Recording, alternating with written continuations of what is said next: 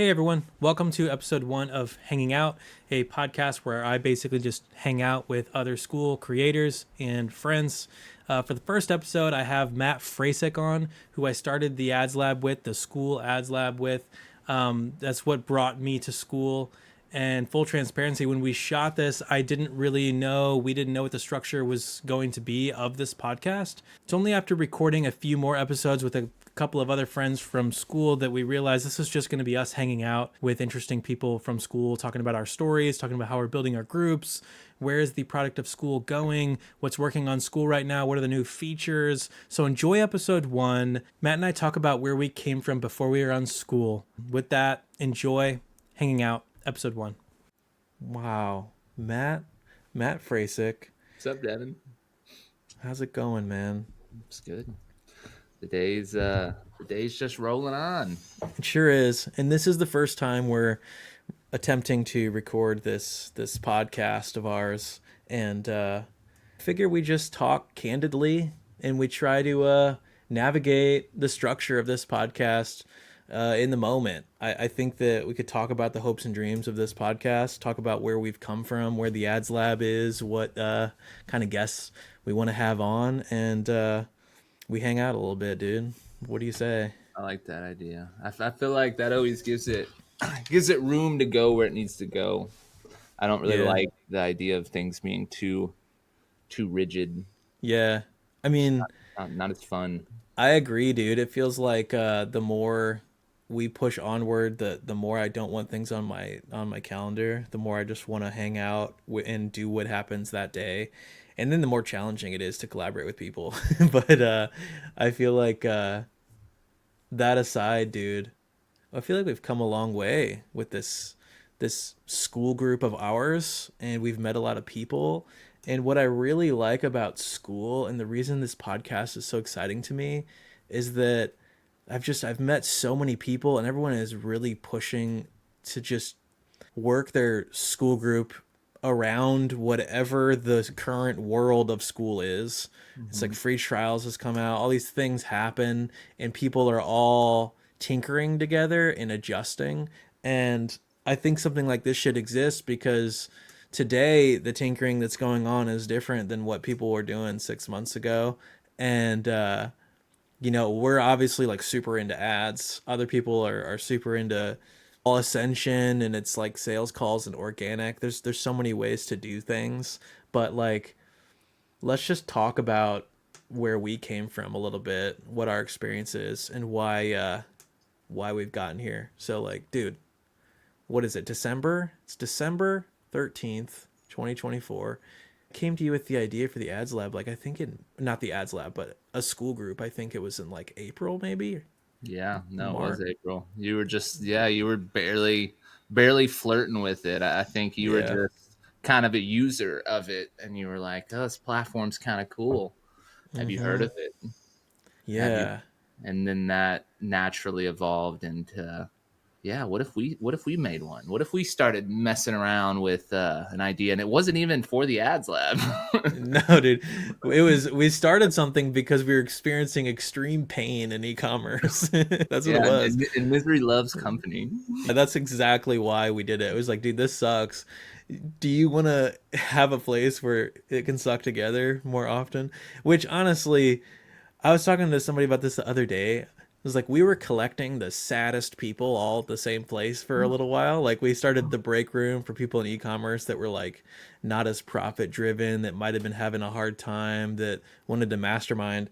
And I felt like we were collecting either just amateurs that were fans of our businesses, or just people that were sad about e-commerce. That was like our starting point. It was because we were in the at the time just kind of, it was kind of depleting, dude.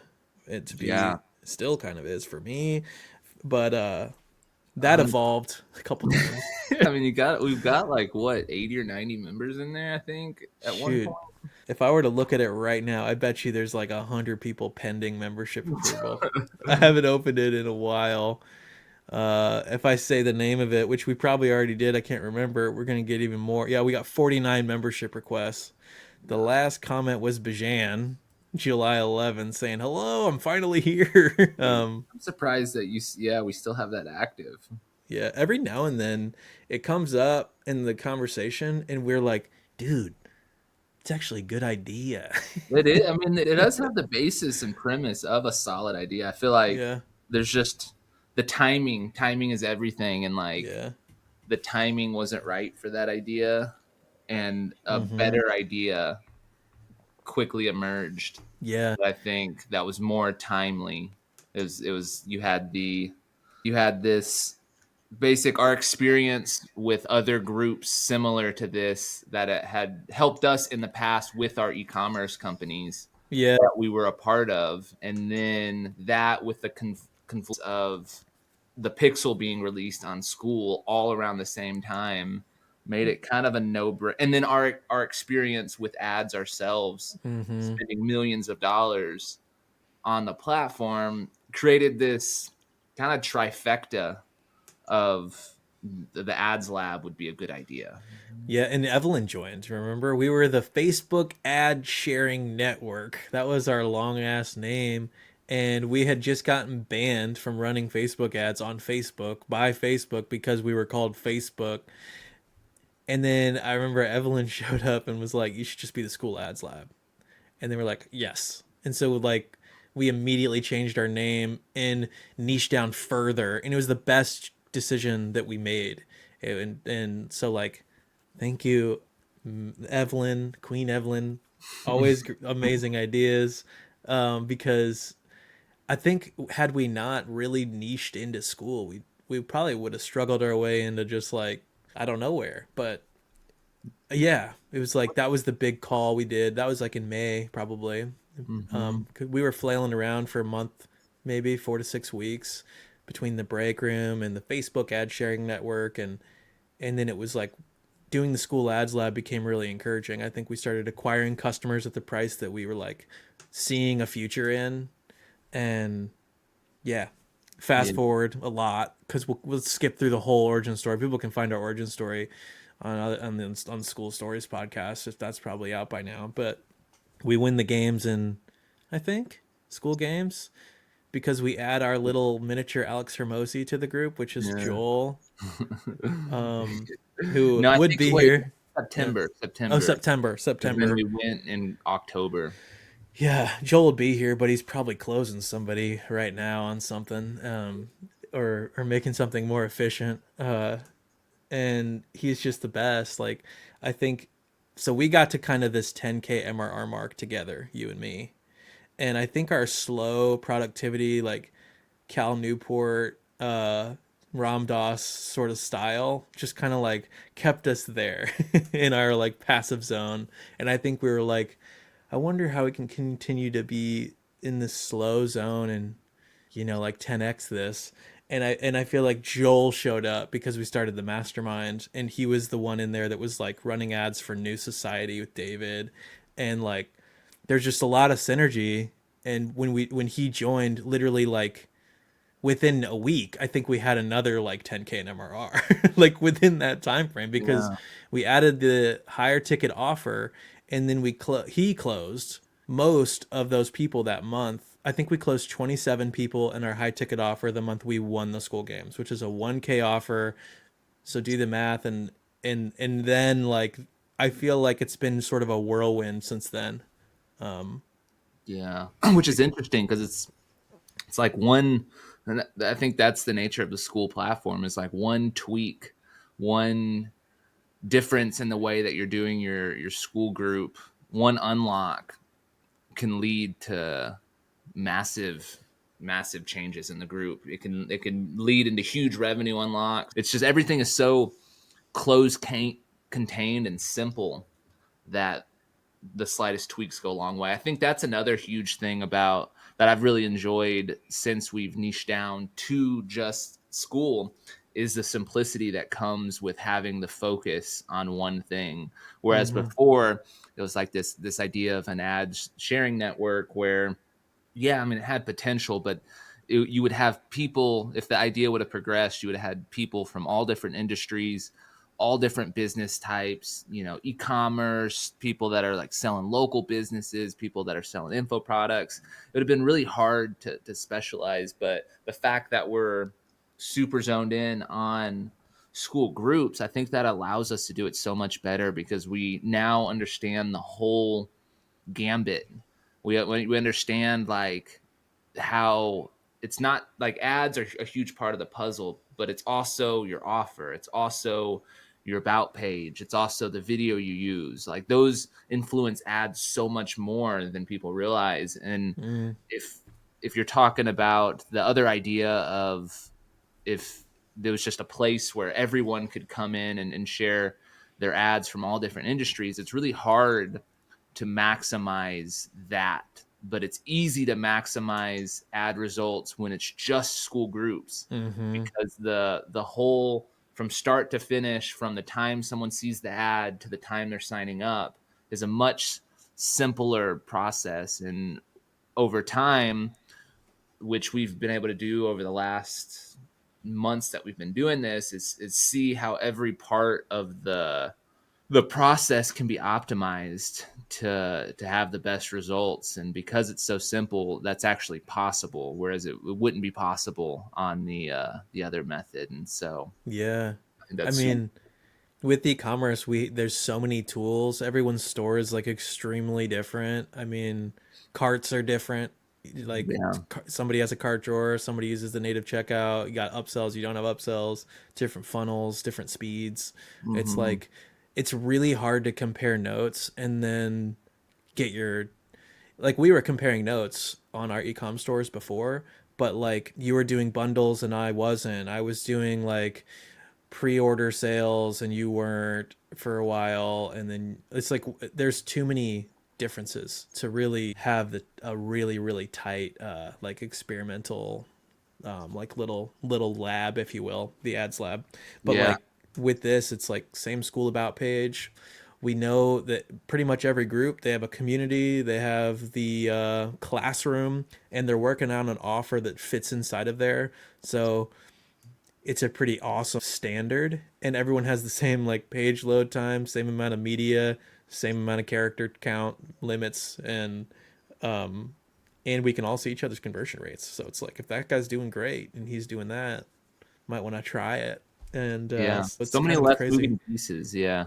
The Yeah, variables are infinitely smaller, like a yeah, less amount of variables, and which allows you to really optimize, and it also makes the group make more sense. It's mm-hmm, like if you could have a place where there's really only a few levers that each people are pulling, and then you have a place where all of those people are in the same room mm-hmm, and you're sharing and you're seeing what other people are doing that are also in your exact same niche, and they're showing you how they manipulated one of maybe five different levers that you could pull. mm-hmm. That perspective is so valuable. Yeah, And it's yeah, it's you can't really, yeah, you can really only get it if you've niched down far enough to where everyone is already pretty similar. yeah. It's true. And I mean, with that, I want to talk about why this podcast is happening and then who we plan on having on. Because we've been doing this testing, we've been meeting tons of people, and we're kind of gaining some form of influence on the platform and meeting all these people that are just the key players. And it's been really fun. But why a podcast, I think, is a good topic to talk about. I feel like what I've noticed is as we get busier with the business, we're adding more people and we're adding more systems. I don't have as much time to keep up with the friends that I've met on the platform, and I literally am in this mode of inventing systems. And one system that I think will just help me keep up regularly with people that I like is to have a podcast where they're scheduled and we could talk before, like off the record, and we'll record something that helps us both. And then we could talk after a little bit, like, and connect. So, literally, I just think that this could be a conduit to keep up with people that I miss. And time is going on, and I know they're doing stuff that I'm also doing, but without an incentive like when are we ever going to catch up? Like I have a call with Ryan Duncan coming up. I think it's going to be tomorrow or the next day. And it's like we were talking pretty much every day, like the first 3 or 4 months of our school communities. And then it was every week. And then when, he won the school games, we won the school games. Now it's like every few weeks we're WhatsApping, but it's like not, it's like every month or less the way we actually get on a call. And I feel like when you're in the zone with the people that are at the cutting edge like that, it really helps you steer decisions and be more informed. And so, one very selfish reason I want to have this is because I want to keep up with people like Ryan and Goose and Matthew and all these people that are busy, and Evelyn and Facebook ads is calling me and I can hear them in my ear. I decline them. All these people that like I think we once had like a pulse with and a little more contact, but we're all getting in the zone. So it's like on one hand, it's just a selfish endeavor to keep up with friends, and I also want to use this to like talk to really interesting people in the ads lab as well, like people that are doing really interesting things on Skool that I just want to talk to and be able to amplify the message of. And yeah, we keep meeting people too that they don't really have a platform to talk about themselves yet, but they're awesome. I think of like Justin Schumann. He obviously does have a giant platform on TikTok, but he's not known on Skool. And it's like, why not? Why aren't you? And so I feel like we have this we're in this place where we can now like help bring people to the into the zeitgeist, and I'm like, this guy needs to be a part of the conversation. Like I love the way he contributes, but he's not a known schooler, and so it's like there's a part of me that wants to do that, and this is now just becoming let's just have conversations and talk about where you are with your school, what's going on right now. We may talk about ads sometimes. We most likely will often because we do that so often that it's like our day to day. It's going to come into the picture, but I feel like this is mainly like a school catch up. Like let's compare notes, which is why I wanted to call it School Notes, because it's almost like if we jump on with Ryan every 4 to 6 weeks, for instance, he's in my brain because I was just texting him before this. It's just like, let's compare notes. Like, what have you been doing? And he'll want to know what we've been doing. We just capture that. We share that. That's kind of that's the whole idea. But I don't know if we could use the word school. So not sure if it'll be called School Notes or not, but it's I like basically what it is. I like the name. And yeah, no, I think Yeah. that the beauty of that is, like you mentioned, it's yes, the ads will be brought up just without even thinking about it, but it's more so we are, I mean, being and running the Skool Ads Lab, the how we make groups and how we see groups is obviously going to be through the filter of the lens of leveraging ads.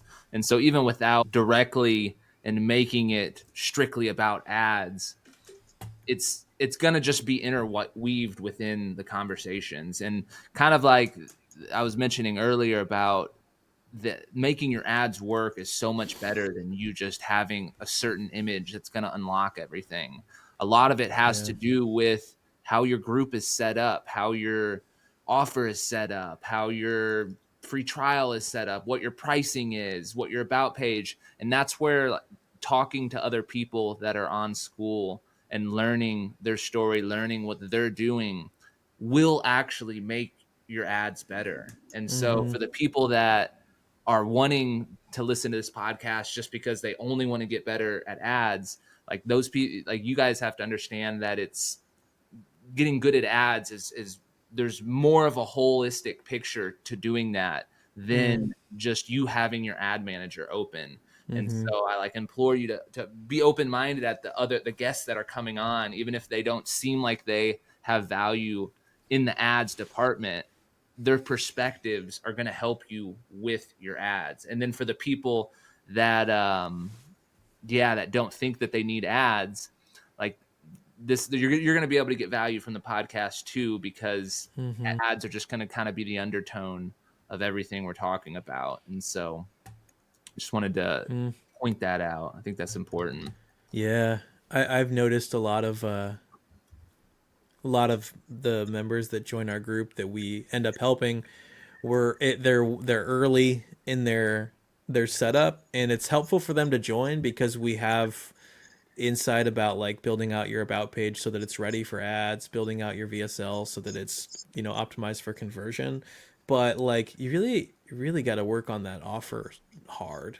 Like for us, I feel like we haven't stopped working on the offer since we started. Like it's a moving target in a way. It's like it gets better every month. It's a tweaked, it's not a permanent, like I figured out my offer, now it's time to just move into marketing forever. It's like we're always going back and wondering, is there a modification? Like, are people getting more than what we're listing in our offer? If so, should those things be more in, weaved in than they are? And that's usually a yes. It's like most of the time it's a yes. After winning the school game, like when we won the school games, we had nothing about VSLs, nothing about page image optimization, nothing about page copy. When we won the school games, it was, you joined and it was literally like, here's how you set up ads manager. This is how you build ads. This is your creatives. This is your copy. This is now how you tweak ads.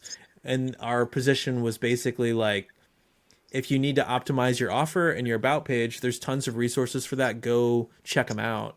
But we realized people weren't doing enough of that work to for ads to work, and so it became our job. And we recently are adding on. So now it's like, if you're joining and your offer's not there, your about page isn't there, and your VSL isn't there, you got to fix all those things. And then when you're testing ads, if we notice your ad purchases look good, like if your spend looks good, your conversion looks bad, we're going to move over into this optimizing of the landing page and offer, like before we can super dive in. But the point is like that offer just keeps changing. And even now we're talking about changing our annual, so that right now we have like a discounted annual. It's joined at 99, annuals 399, which is probably best deal it'll ever be. We've talked about like jumping that up to 599, 699, and now the idea is we're just considering making the annual an actual separate offer that's like a mastermind offer that's several thousand. It's more than our monthly rate times 12, so no one's going to want to do that on the front end. But once they join the group, the annual is actually like a different upsold offer that unlocks annual content that is potentially mastermind specific. It's like that's a totally new thing. And yeah, just the nature of school is like that. It's like a lot of moving parts, new ideas. You apply them, you run new offers. We've had some losses along the way. Like we did the about page roast group for a while, and that was fun. But I feel like it was like an unmanned ship. Like as soon as we started it, I wanted other people to run it, and everyone else was busy. Like Ryan was helping us, Sarah was helping us, and it was getting engagement, but nobody was like really the visionary. I think we stepped back as soon as it launched. And yeah, I've noticed a lot of people will start things and in the school space, and those things don't work out. And I think that's good. I think people need to realize like you're probably going to start and run with several versions of what you're trying to build, and it'll be wrong. But you'll learn stuff and you'll get closer to doing it the right way with every shot. And yeah, dude, I feel like that's kind of the gist of where things are right now for me, how I see school. But Yeah. I what do mean, you think, man? school. I mean, the ads lab was our third shot. Yeah. And so, yeah, and the first two didn't really do anything. And I think it'd being open to pivoting, being open to other ideas, kind of following your interest, things that seem exciting, pivots that seem exciting, ideas that seem exciting. And I think once again, that's a perk of just hearing from other minds in the space, hearing from other group owners, seeing what they're doing, learning. It's like, if you're not, Devin, you mentioned the offer changing and like things constantly changing, and that's the nature of any business, really. I think that it's just more magnified within school because it happens quicker. And so if you're not, it's like the whole evolution idea, if you're not evolving and adapting as different features are coming out, after different things are unlocking and being available, or just different trends in what's working, what's not working, then you'll be at a big disadvantage. Mm, And from like a species standpoint, you can go extinct if you don't evolve and adapt. And I think the same thing happens with businesses. It's like if you're Blockbuster and you don't notice that things are trending a different way with how people are consuming content, well then before you know it, you're just like antiquated, and you're mm. gone, when you could have easily just been aware and shifted your business to evolve with that change. And so with school and with groups and just with technology in general, it's moving so quickly that the more you can be plugged in, the the better. Yeah, it reminds me of Sam Oven's approach to things. I mean, it's like everything is an experiment. Even a feature that is just pushed live, Sam considers it an experiment until it's a success. And you're not married to an experiment. If it fails, you move on to another one. And I think that he asked us to do that project, it's a special project, ad related, and I remember he was like, "This is an experiment. We'll dedicate these resources to it. Let's see what our learnings are." And there's no knowing what the outcome is going to be. There's no being married to the idea that this is how things are. And it feels like that is always the state to be in.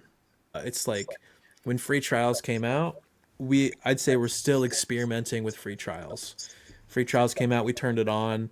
Um, we've had hundreds of people that have done the free trials. As soon as they came out, Joel started doing onboarding calls for every new member that will take one, and they're free, and they're not sales pitches at all. It's just, where are you?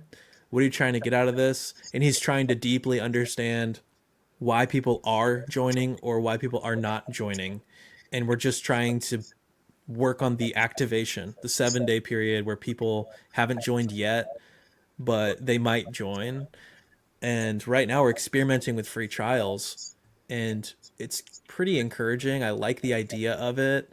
I don't know if it's something that would make us more or less revenue. There's so many considerations too. You could lock almost everything. You could lock nothing. It's like uh, a black box, but that makes it a large experiment. And so we got to play with it for a while. And yeah, I mean, just the other day, like whenever school, I don't remember who it was. Somebody from school. Um, I know who it was. I just shouldn't. I'm not going to say. But somebody from school was like DM'd us, and they were like, we're gonna announce soon that you can't do any. We don't want anyone using the brand colors in their ads. We don't want anyone using like the word school with the style of school in their ads. And we want we don't want anyone to use this person's likeness. No Sam, no Hermosi, and they came out with these limits. And to me, because I'm never really married to what we're doing, I was just like, okay, and I opened Canva, made something, and within 5 minutes, like we rebranded. So it was like I was done. I had moved on already. The new vision was already being built for, okay, without the school brand, like how does everything feel now? And I started to immediately think about the feelings. There's no, like, I think it's key to just like, there's no attachment to the way things are working right now. And I feel like that in large part is what I notice in a lot of the people at the top and the people that are succeeding is everything they try, they're willing to burn it down tomorrow if it doesn't work. It's like it's like the Diamond Club group that came out with Calvin and Matthew, both a school sanctioned group for people that like were kind of elite. It was a great group, and I thought it was going really well. And after a couple weeks, they killed it, even though it was going really well, because they were like, we have too many things going on. It's just can't also focus on this or whatever it might have been. It was something like that, and it's just like happens to the best of us. I feel like I see so many people in the early phases, they get really discouraged when something doesn't work. And it's like, dude, this is like the game. The game is like things break every month forever as an entrepreneur. So like, And you don't realize the learnings that happen. Like a lot of times, a failure is supposed to just be it's supposed to be a stepping stone. It's supposed to be something teaches you something that you may use a year from now, you may use 6 months from now, you may not use for 10 years from now. But lots of times it's those that you can't really connect the dots looking backward. You just have to do what excites you and what is feeling inspiring for the idea in that moment and running with it as far as you can. And if you need to pivot or if you need to evolve, if you need to change something, I mean, that's okay. That's part of it. And if you're not willing to run that, yeah, you can't really get good at entrepreneurship. You can't really get good at group ownership or just business ownership in general, because that's part of the game. That's what you signed up for. mm, yeah, preach, dude. I I, Yeah. I feel like yeah, I feel like that's the big thing, Mr. Matt. Do you have any guests that you want to have on, Matt, that you think should be on this podcast? Who would be the best person to get on here?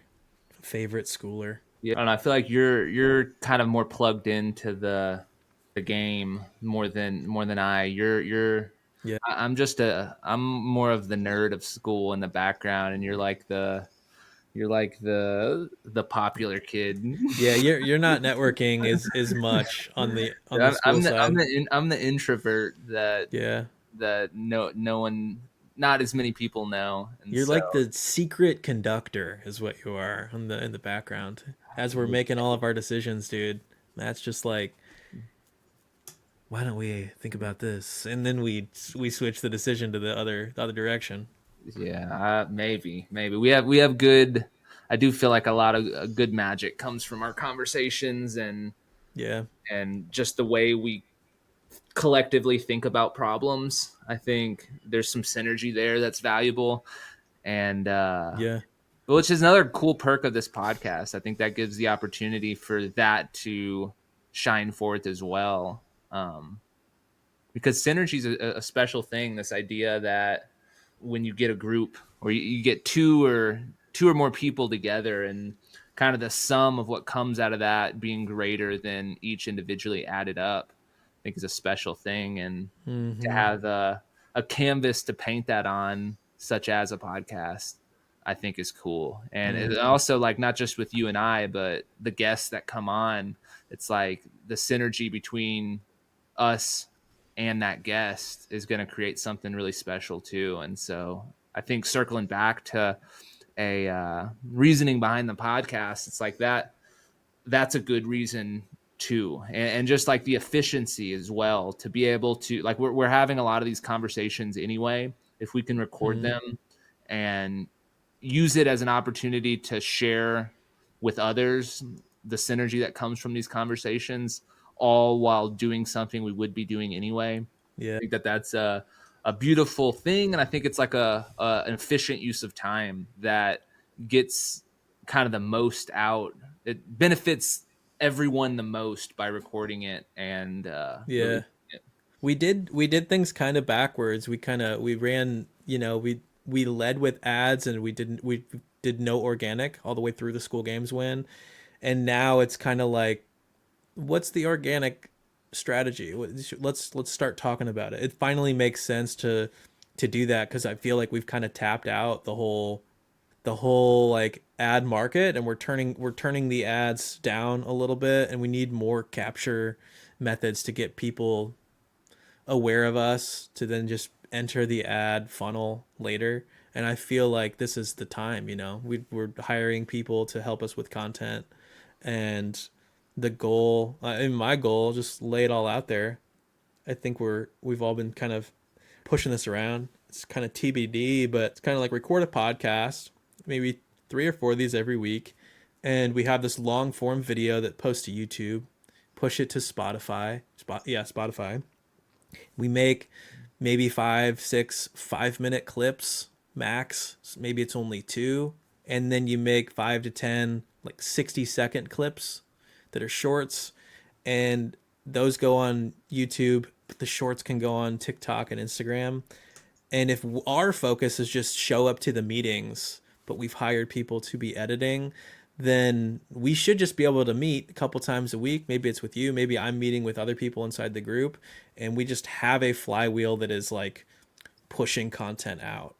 And I think what a lot of people I notice on Skool do is first they're trying to figure out their content flywheel, and it ends up being a ton of work for one person to do, and you don't get huge returns doing that ton of work, and it's demotivating, and people burn out before they even start to get traction in their group. And then they're like, Skool's a scam, fuck this. And like, for us, I feel like because we'd run ads for our businesses for a while, I think that we had a bit of this like foresight that was like we should use ads as this launching point. It clearly builds momentum. It's very encouraging. It helps you figure out your offer with speed because you just pay to get the people in and the people pay you to stay in. And if you don't have a good offer, you should be able to spend $100 or $200 to know your offer's not hitting. Stop spending money, rework on your offer, go shoot another shot, spend another $200. If nothing happens, again, stop spending money, rework your offer again. It's like you spend small bursts of money on ads and you have enough feedback to know, is this the right time to continue to double down on ads, or am I still working on my offer in my Skool page? That's the game of ads isn't as crazy, I don't think, as people assume it is. People think like, how much money do I need every month? Do I need to that? How much did you spend your first month? They ask that question. It's like, stop it. It's like, how much money did I spend before I knew if I was going to continue spending money? Was like $100. You know, that's the truth. It's not, I might have spent a couple $1,000s in the first month, but that's because Matt and I, like, you know, we had a jump start on marketing, and we had we knew how to build a product and an offer, and we did skip the line in some ways that some people might not skip on the offer building part.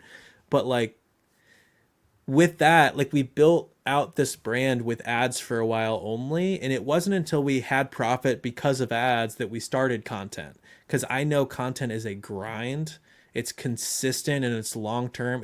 I know this because I did SEO and I worked in film.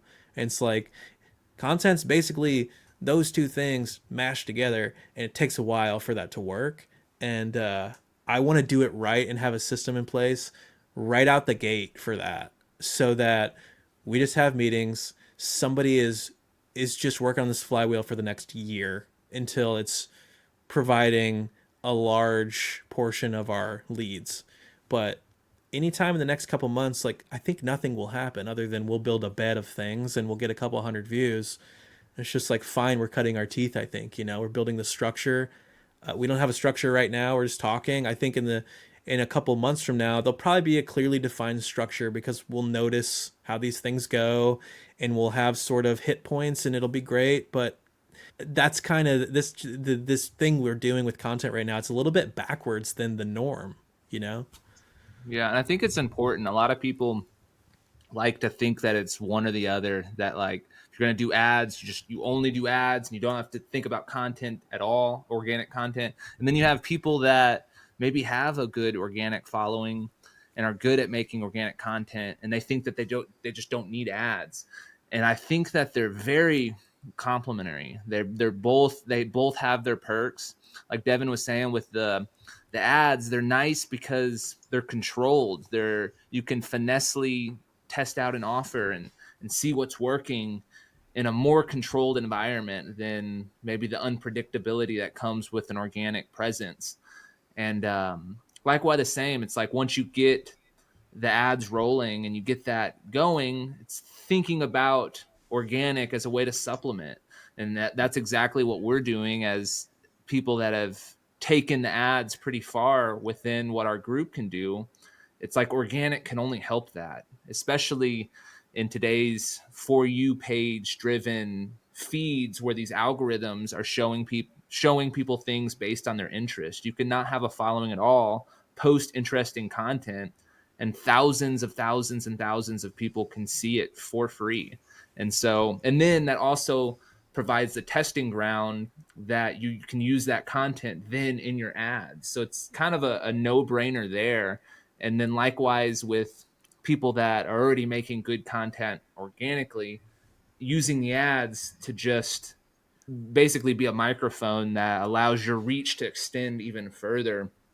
They're just two big levers that I think everyone should at least think about. But I think from our perspective, if you're just starting and you don't have organic following, you're not good at maybe putting out organic content. The ads, and that could just be our bias, but it allows you to get started quick. It allows you to get feedback quick. It allows you to get your offer refined in a way that you can control, and then you could always tiptoe into the organic stuff as you go along without being discouraged, because those wins that Devin was talking about are big. To be able to see like, oh, this is working, I can get people to sign up for this, then it gives you the confidence to know that I just need more people to see my page. And then it becomes a game of whether that comes from organic or comes from ads, it's all the same as long as people start seeing. And that'll then give you the confidence to then start inching into the organic stuff where you can get some of the free eyeballs, which that's a huge win if you can Mm-hmm. make it to where you're doing that. Yeah, man. It's like if you spend $100, $150, at least today, it's a new to advertising. You get 100 clicks. 100 people will view your about page, and this is people that are like Facebook thinks these are people that will convert. They like your messaging. They're interested in stuff like what you offer. 100 of them. In order for you to get 100 people to come from organic to your about page, you're gonna need 10,000 views for that. Maybe it's a large number, and so if you're not a creator that knows how to get a large number yet, you either need to study trends and cut your teeth practicing organic content and find a way to get a lot of views, or spend $100 and you'll get them right away. And it's just one or the other. And so if it's hard for somebody or they don't want to study trends and learn how to like get into the today's algorithm on organic, then that's where ads make sense, because usually with 100 views, if you have a good offer, you should convert, like 1 to 5 people from 100 views. If you get 100 views and no one's converting, you should work on your offer. So it's a simple math equation. You either need to figure out how to get enough organic views to get 100 clicks, or you need to spend $100 and $150 to get 100 clicks to your offer for a test. Yeah, and for most people, it just makes sense. $100 isn't a big investment for a lot of this. Like if you're going to do Mm-hmm. school and you're going to do the group thing, $100 is a lot easier for most people than figuring out how to make an organic video that's going to get 10,000 plus views on YouTube. It's Yeah. just it's harder. And so and I think that's been our allure to ads, and the place that ads have in kind of leveling the playing field and giving anyone an opportunity to come in and build a group and build up some confidence before you think that you need to build some big organic following. Yeah. I love it, dude. Let's leave it there for episode 1, Matt. I was thinking I the uh same thing. I feel like we're in a good spot, and um I'm excited to see what our editor will do with this. What will they clip? Uh what will this be like? We don't have a name yet. I wonder what the name will be. There's many unknowns, and this is a fun part of the process for me, like the 0 to 1, like all the creative thinking to resolve all the open loops that is ongoing. And so I'm excited, dude. I think it's fun to do stuff like this. I know that, I mean, we might even, I don't even know if this will work. It's the first time we've used this software to like record locally. I know you got low disk space, Matt. I'm looking over here on the sidebar. I see that you got low disk space. Like, I didn't even know how this was going to work until we are doing it. And so hopefully this exists and this worked. Well, I And think that's like also credence to just doing things. yeah. Like you don't have to. Oh, you don't have to overthink it. It's like if people hear this and they don't have a group yet, like you just start and you figure it out in the doing of it. Because by Hmm. starting, you get the momentum Yeah. to kind of work through the issues, and also the ideas come as you start. And Yeah. so I prefer this idea. I prefer going into this podcast not having a rigid structure, because it allows it to unfold as it needs to unfold, and your group will do the same, or your business will do the same. And so you just have to take the actions and just try something. Keep it natural. Go with the flow, baby. Yeah. Yeah. Devin, it was fun, man. Love you, Matt. I'm sure I'll talk to You. you again later. I'll talk to you in probably about 5 minutes. Yeah, sounds good. All right. Well, bye, everyone. See ya.